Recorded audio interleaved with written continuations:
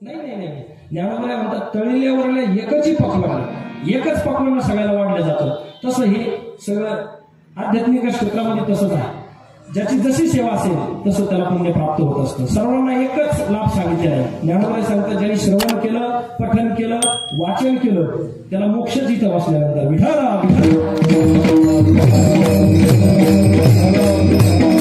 आणि या पवित्र अशा निवास नगरीमध्ये हे पावन गणपती मंदिर आहे. त्या ठिकाणी आज गणपती गजानन भगवंताच्या समोर ही सेवा करण्याचा योग आलेला आहे. खऱ्या अर्थानं महाराज ही आपली भूमी कशी हो, पावन भूमी आहे. कारण ज्ञानोबांचा पदस्पर्श या भूमीला झालेला आहे.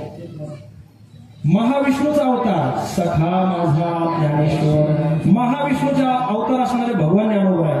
ते या ठिकाणी संत अवतारामध्ये इथं आले आणि इथं आले बाहेर नुसते गेले नाही. काय केलं महाराज त्यांनी इथं त्रिभुवन एक पवित्र अनादि पंचकोश क्षेत्र जेठ जगाचे जीवनसूत्र श्री महादयासे. या त्रिभुवनापैकी हे जग ज्ञानोबा म्हणतात हे जग पवित्रच आहे, परंतु विशेष करून त्रिभुवनापैकी हे पवित्र स्थान म्हणजे नेवासा. आणि या भूमीमध्ये ज्ञानोबाने 16व्या वर्षी ज्ञानेश्वरी सांगितली, मला लिहिली नाही सांगितली. आणि सच्चिदानंद बाबांना जिवंत करून त्यांच्याकडून ज्ञानेश्वरी लिहून घेतली. कितव्या वर्षी? 16व्या वर्षी. शके 1272 तै टीका केली ज्ञानेश्वरी सच्चिदानंद बाबा दरेले कुटो जहाला. ही ज्ञानोबांची भूमी महाराज. आणि ज्ञानोबांनी इथं ज्ञानेश्वरी सांगितली जगाला तुमच्या आमच्या करता. एक गुरु तुम्हाला ज्ञानोबांची ज्ञानेश्वरी तुम्ही सगळे मंडळी ज्ञानेश्वरीचे पारायण करणारे आहे. मला माहिती आहे सगळे तुम्ही ज्ञानेश्वरी वाचणारे मंडळी आहे. मला सांगा ज्ञानोबांची ज्ञानेश्वरी वाचायला लागल्यानंतर किंवा श्रवण करत असलो किती आनंद होतो, काही दुसरी आठवण येते, मनातलं सगळं दुःख क्षणभर नाहीसं होतं महाराज. ही ज्ञानोबांची ज्ञानेश्वरीची ताकद आहे. मला एक सांगा ज्ञानोबांनी ज्ञानेश्वरी नेवाशालाच का लिहिली हो, असा प्रश्न कधीतरी ससमाला आपल्याला पडला पाहिजे. नेवाशालाच का ज्ञानोबांनी ज्ञानेश्वरी सांगितली? हे जग तर पवित्र आहे. ज्ञानोबा म्हणतात पवित्र ते कुळ पावन तो देश जेथे हरीचे रास जन्म घेतले. मग हे कुळ पवित्र आहे, हा देश पवित्र आहे. मग तरी सुद्धा ज्ञानोबांनी नेवासा नगरी काच निवडली, नेवासाच का नगरी निवडली? त्याला काहीतरी कारण असेल. एक सांगू तुम्हाला, ज्ञानोबांनी ज्ञानेश्वरी इथं का रचली त्याचं कारण मला असं वाटतं भगवान विष्णूच्या अवतारामध्ये ज्ञानोबा इथं आले. ज्यावेळेला ते समुद्र मंथन झालं त्यावेळेला भगवान विष्णू मोहिनी रूपामध्ये इथं काय केलं त्यांनी अमृत वाटप केलं.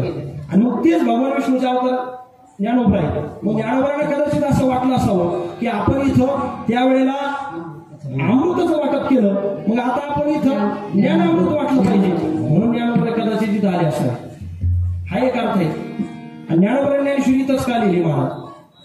कितीतरी पवित्र स्थान आहे ना, गंगोत्री, यमुनोत्री, प्रयागराज, काशी, पंढरपूर महायोगपीठ म्हणले, महायोगपीठ असं म्हणलेलं आहे. मग तिथं कुठंच ज्ञानोबा ज्ञानेश्वरी न सांगता तेच स्थान पवित्रच आहे, सगळे स्थान पवित्र आहे, पण तरी सुद्धा ज्ञानोबांनी इथे ज्ञानेश्वरी सांगितली मला. आणि अशा ज्ञानेश्वरी पवित्र स्थानामध्ये आपण इथं जन्माला आलो आणि आपला परमार्थ या साधू संतांच्या सानिध्यात घडतो महाराज. सद्गुरू बाबांच्या सानिध्यामध्ये आमच्या भाऊनी आपले अध्यक्ष वाकरी भाऊनी बन्सी बाबांच्या कीर्तनामध्ये पखवाज वाजवलेला आहे. बरोबर ना? वाजवला ना? जुन्या काळामध्ये पखवाज नसायचे, आता सगळं उपलब्ध आहे, परंतु त्या काळामध्ये त्यांनी कीर्तन वाजवलेली. हा लाभ त्यांना बन्सी बाबा पाहायला भेटले आणि त्यांची कीर्तन सुद्धा वाजवण्याचा योग त्यांना श्री समर्थ सद्गुरू किसनगिरी बाबांचाही सहवास त्यांना घडलेला. आणि इतर सर्वच मंडळी असतील. बन्सी बाबाला आम्ही नाही पाहिलं, पण तुम्ही सर्वांनी बन्सी बाबाला पाहिलेलं असतील. जुने मंडळी जे असतील त्यांनी बरोबर बन्सी बाबालाही पाहिलं, सद्गुरू किसनगिरी बाबांना पाहिलं. बाबा इथे यायची महाराज नेवाशाला, जपेबाईच्या घरी बाबा जायचे, तिथं सुद्धा जायचे बाबा. आणि परिसरामध्ये प्रत्येकाच्या घरी बाबा जात होते. बाबांचा जर आपण तो किसनगिरी नावाचा ग्रंथ वाचला तर त्या ग्रंथामध्ये किती उल्लेख आलेला आहे. सद्गुरू किसनगिरी बाबा प्रत्येकाच्या घरी जाऊन सगळ्याला हिताच्या ज्ञानाच्या गोष्टी सांगायचे. 7वे अवतारी रघुनंदन शबरीच्या आश्रमे जाऊन अलोट तेची भक्ती पाहून बोरे उच्चिष्ट भाषिली तेची कुळी जाण किसन नामे अवतार घेऊन जग उद्धाया कारण राम भक्ती सांगत असे. बरोबर ना सशमा? जगाच्या उद्धाराकरता सद्गुरू किसनगिरी बाबा इथं आले आणि विशेष म्हणजे बाबांचा जन्म काय कोणत्या कुळामध्ये झाला? शबरी मातेच्या कुळामध्ये. भिल्ल समाजामध्ये जन्म झाले बाबा. संत महात्मे जातीपातीचा विचार करत नाही बाबा.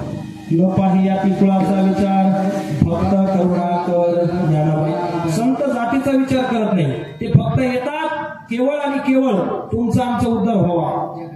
जगाच्या कल्याण संतांच्या विभूती देह कष्टविते परोपकार ब्रह्ममूर्ती संत जगी अवतरले उद्धार या आले दीनजनांचा उद्धार व्हावा. तुमचा आमचा उद्धार व्हावा याकरता सद्गुरू किशनगिरी बाबा, बंसी बाबा, परमपूज्य शांती ब्रह्म सद्गुरू बाबा इथे कशा करता? केवळ आणि केवळ.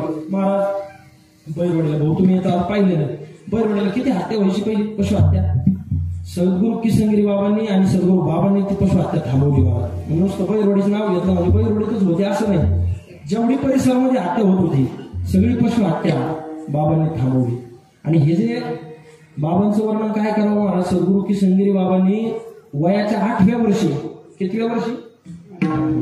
वयाच्या 8व्या वर्षी सद्गुरू किशनगिरी बाबा प्रवरामातेच्या पात्रामध्ये बसायचे आणि वाळूची पिंड तयार करायची. महादेवाची वाळूची पिंड तयार करायची आणि त्या पिंडीला ओझळीनं पाणी घालायचे. वाळूची करुणी पिंड आत्म्यात शोधी ब्रह्मांड ओझळीने पाणी अखंड पिंडीवरे घालीत असे. त्या पिंडी शेजारी जाण वाळली काडी देत असे फूल. तीच अगरबत्ती म्हणून सेवा चाले निरंतर. त्या काडीचा निघे दूर परिणाम काय व्हायचा महाराज? त्या काडीचा निघे धूर श्वास पसरे दूरवर चंदना समानाती मधुर वाटत असे जनाशी. हे सामर्थ्य त्या सद्गुरू किशनगिरी बाबांचं. बाबांनी 12 वर्ष तपश्चर्या केली महाराज. वाळूची पिंड तयार करून तिला पाणी घालायची 12 वर्ष. मग अखंड म्हणलेलं त्या म्हणजे अखंड शब्द आलेला आहे. आपण सत्यामध्ये अखंड हरिनाम सत्य नाव टाकतो पण त्या अखंड फक्त 8 दिवसापुरतच असतो. त्या अखंड शब्दाचा अर्थ आहे सतत नेहमी. आणि मग सद्गुरू किशनगिरी बाबांनी 12 वर्ष खंडित न करता तपश्चर्या केली. आणि त्या तपश्चर्याचं फळ अगरबत्ती नसायची, नुसती वाळलेली काडी घ्यायची, खोसून द्यायचे. त्या काडीचं सुगंध पसरायचा महाराज, चंदनासारखा सुगंध. संत महात्मे फक्त आणि फक्त या ठिकाणी तुम आम्हाला भक्तीचा परमार्थाचा सुगंध प्राप्त करून देण्याकरताच इथे येतात. विठाला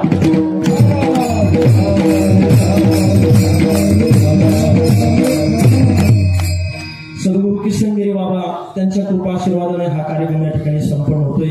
आणि तसंच बंसी बाबांचंही जीवन आहे बाबा.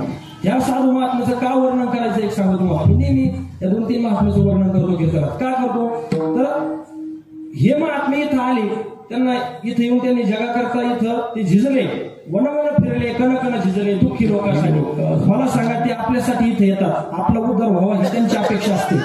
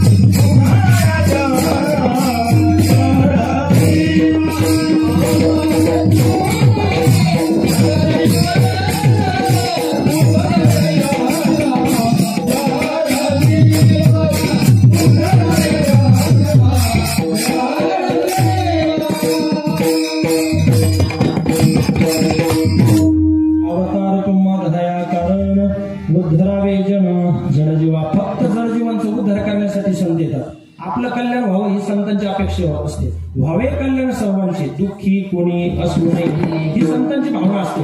मग मला सांगा आपलं कल्याण व्हावं त्यांना वाटतं, याच्यातून त्यांना काही लाभ आहे का? त्यांना काही फायदा आहे का? माझं बोलणं थोडं लक्षात घ्या. संतांना काही फायदा आहे का? काहीच फायदा नाही महाराज संतांना. आपलं कल्याण व्हावं याच्या मागे संतांना कोणताच फायदा नाही.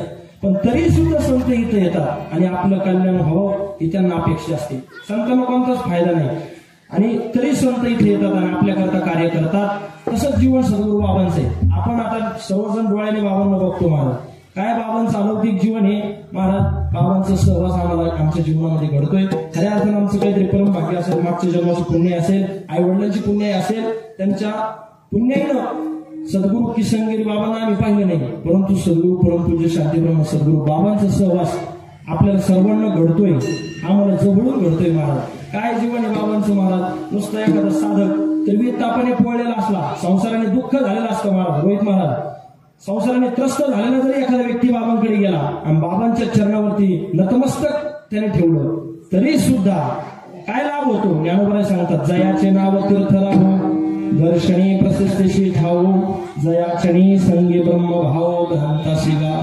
भ्रांत मनुष्यालाही त्यांच्या दर्शनाने ब्रह्मभाव प्राप्त होईल, असं जीवन सद्गुरू बाबांचं आहे. बरं, त्यांना मानाची गरज नाही, अपमान झाला तरी वाईट वाटत नाही, मानाचीही गरज नाही. स्तुती करा, कोणी आपली स्तुती करावी ही त्यांची इच्छा नसते महाराज. कारण त्यांचं जीवन कसं आहे, ज्ञानोबाने ज्ञानेश्वरीमध्ये सांगितलं ना, पूज्यता डोळा न देखावी, स्वकीर्ती कानी न ऐकावी, हा अमुकाई सेनो हावी सेची लोका, चातुर्य लपवी महत्व हरवी पिसे पण मिरवी आवडवी. असं जीवन या महात्म्यांचे.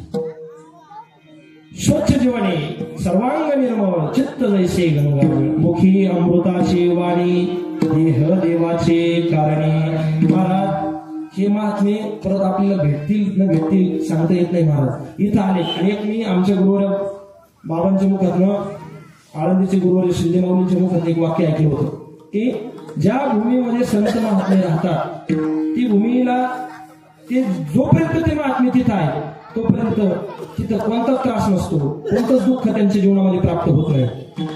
परंतु ज्या दिवशी ते भूमीमधून संत निघून जातील त्या दिवशी कोणते तरी संकट तिथे आल्याशिवाय राहणार. जोपर्यंत साधू महात्मा आपल्या सहवासात आहे किंवा आपण त्यांच्या सहवासात आहोत तोपर्यंत कोणतंच दुःख, कोणतंच संकट आपल्या जीवनामध्ये येणार नाही. परंतु ज्या दिवशी साधू महात्मे जातील त्या दिवशी दुःख आल्याशिवाय राहणार नाही. विठाला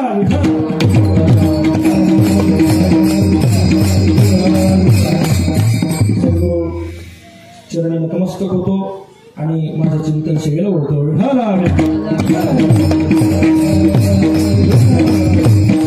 असे थोर महात्मे आहेत महाराज.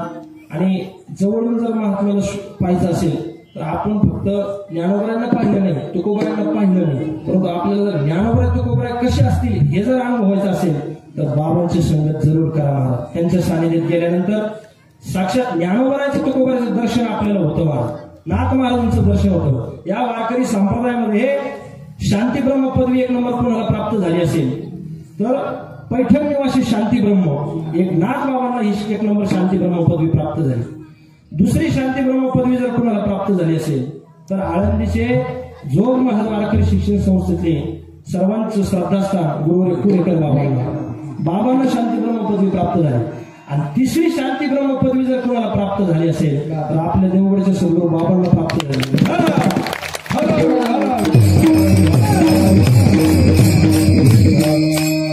अशा महात्म्याच्या सानिध्यात आपला परमार्थ होतोय. खऱ्या अर्थानं आपण भाग्यवान मंडळी आहोत महाराज. आणि आजच्या कीर्तनाला उपस्थित विनेकरी बाबांचं नाव राहिलं होतं. नाराज नाही मला ते, आणि त्यांनी आठवण करून दिली, म्हणले तू आमचं भजन वाजायला बसवला, तुला आम्ही शिकवलं, तू माझंच नाव घेत नाही. वाघमारे या ठिकाणी उपस्थित आहेत महाराज. आणि आमचे मधलेश्वर दिंडीमध्ये जे चालतात हरिभक्तपरायण रामभाऊ महाराज बाबा या ठिकाणी उपस्थित आहेत. सर्व